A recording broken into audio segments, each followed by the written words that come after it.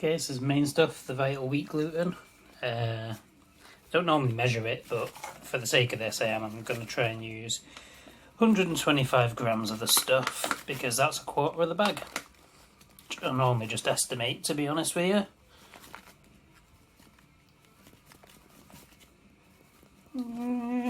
It's about that much, a little bit more for good luck. Yeah, that'll do. 125. Okay, for liquid I'm using miso soup, which is just one of these packs. With a little bit of this stuff in it, with some boiling water. Now you don't need to use miso soup. You can use any liquid you want. You can use just water. I know a common one that people like to use is water mixed with a bit of tomato paste, but I like miso soup, so I'm using this. Okay, now we've got to flavour it.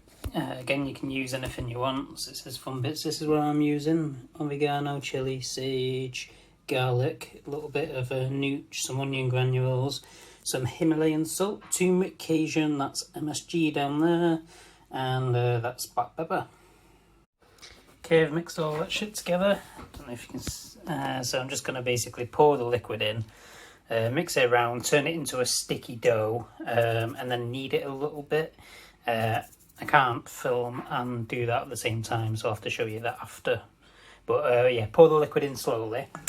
And when you're making your mix, don't put too much salt in it, because obviously there's salt in the miso soup, unless you're not using miso soup. Right, I've mixed it and it's looking like this. Which, to me, it wants a tiny bit more liquid, because otherwise that'll come out quite tough. So if you want like a tough kind of meat, like chorizo kind of tough, that'd be alright. I'm just going to add a bit more liquid. Okay, this is a bit more like what I'm going for. You can see it's like a bit sloppier, it's a bit squidgier. I'm having trouble kneading this in because, like a fucking idiot, I used boiling water out of the kettle and it's quite hot to the touch. It's going to take me a bit longer, but you can see it's kind of like sticky. Like if I hold it like that, it will rip apart. So it's not going to be too tough. But the texture you have it is entirely a matter of preference. Like there's nothing wrong with having it a bit tougher than this. I often make it a bit tougher, but I'm going for a bit of a softer one this time. By the way, the amount of water I added to that mix was just a splash, really. It wasn't much at all. Maybe half a shot glass at most.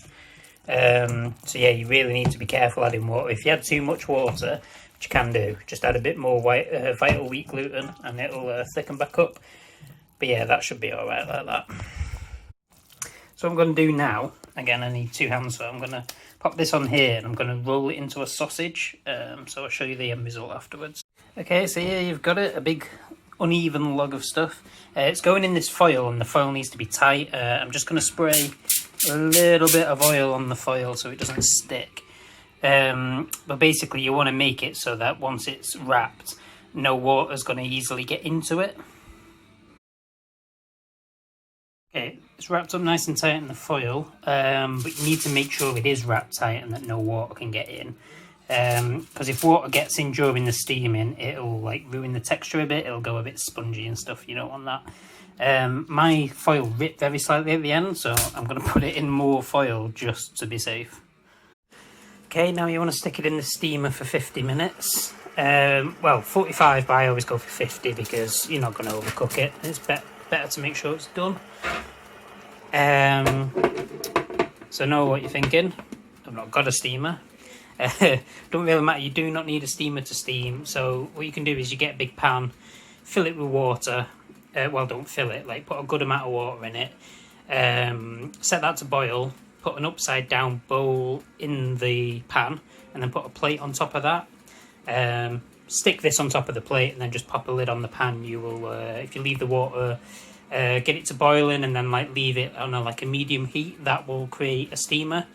You just need to make sure it don't run out of water because otherwise it won't be very nice. So just keep an eye on that. But yeah, steaming it's the way to go. Now, obviously, if you don't have a steamer and you're doing it with a pan, you need to be aware of how wide the pan is, because you need to be able to sit this sausage thing on it. So you might want to make it like fatter or more of a square. Like, it doesn't have to be in a sausage shape. I just find that easiest. But yeah, you need to make sure it can fit in your pan. So just take that into consideration. So I'm going to leave this for 50 minutes and then we'll come back. Okay, so here it is. It's got a bit that obviously got stuck in the foil at the end. It's come out a bit weird. Just can eat that. Very tasty. Problem with this stuff is, like, that's pretty damn big. And it spoils quickly. It'll spoil in a couple of days, like meat would. So what I'm going to do is I'm going to chop it into pieces and freeze most of it, and then like each day as I use a piece, I will take another piece out to defrost ready for the next day. I'll be using it for my morning meals, I guess.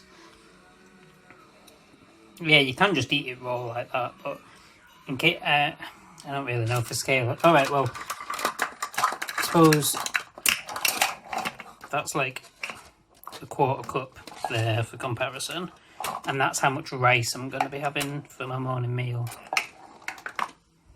Okay, there you go. So if you include the 2 end pieces as 1 day's worth, got about 7 days worth of protein there.